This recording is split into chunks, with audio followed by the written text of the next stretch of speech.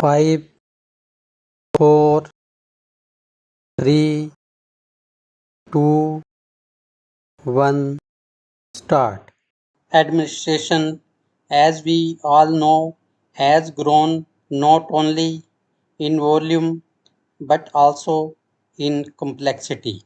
So, it is but proper that the House attaches the greatest importance to the machinery which is charged with the responsibility of seeing that the recruitment and the discipline of the services are maintained at the highest possible standard. Sir, the report before the House gives a clean bill to the government, but from what some of the honorable members pointed out during the debate, it seems to me that the report is significant for what it omits to say. For instance, my honorable friend Mr. Bhargava drew attention to a number of alleged irregularities on the part of the Commission and the ministries. We do not know how far they are true because they do not find a place in the report. Probably they fall outside the areas to which the report relates. But if the observations made by my honorable friend are borne out by the facts, it is a matter for serious consideration if the Commission's role should be what it is generally expected to be by the government and the House. It has probably to assume a superior role if it is to control effectively the policy of recruitment and the standard of efficiency in the services generally. Sir, I shall not go into the question referred to by the honorable member, and we expect the honorable member to throw more light on the aspects which were brought to the notice of the House.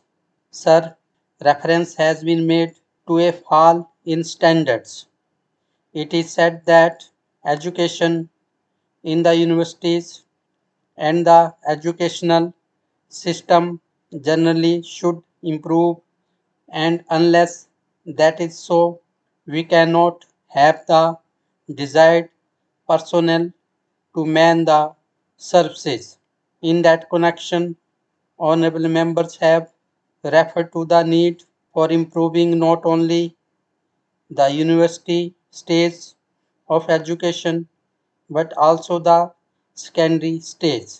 I would like to go a step further and say that the whole system of education has to be looked upon as one integrated whole, and unless we strengthen our educational system from the very bottom, it is no use our concentrating only on the university stage or the secondary stage. Even from the primary level, education as a whole is in a melting pot, not with regard to the curriculum alone, but also with regard to the medium of education and its objectives. Sir, I would now refer to the question of examinations. Much has been said on whether there should be an oral test or what its place should be in deciding the merits of applicants. Sir, I feel compelled to say that the Viva Voce test is very necessary to select proper persons for the services.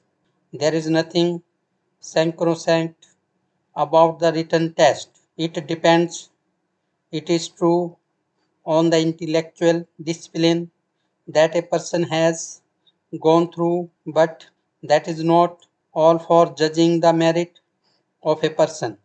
The personality of an individual is many sided. Just as people have said that it is difficult to judge the worth of a person in a 15-minute interview, I submit that it is equally difficult to judge the capacity or the efficiency of a person by the amount of crammed knowledge that he is able to put out. We know that the government itself is not satisfied with the system of education and it is thinking of reforming it. So, sir, there can be no final word about it, but the system of selection has to be determined as much as possible after taking into account all the factors that go to make a personality today. Then, sir, I would like to say a word about the constitution of the Commission itself.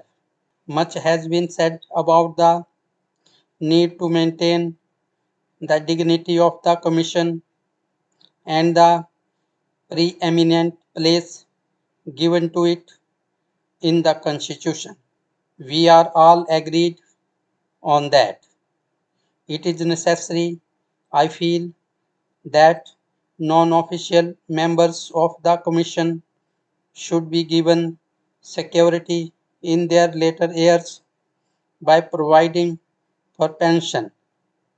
But I would like to know how many non official members are in the UPSC. I think the strength of the non official element is very little, and I would, in this connection, point out to the government the need for taking in more men from public life. Sir, at the present moment, it is dominated by the official element. It is true that there are distinguished men from the educational and other fields, but then we have to have regard to the needs of the present day administration when we have passed from the regulatory stage of the government to the welfare stage and to have persons in our services who have a broader outlook on our problems. I would, in this connection, recall the observations of Dr. Appleby when he said, with regard to the Indian Administrative Service, that a member of that service was more conscious of his membership of the service to which he belonged.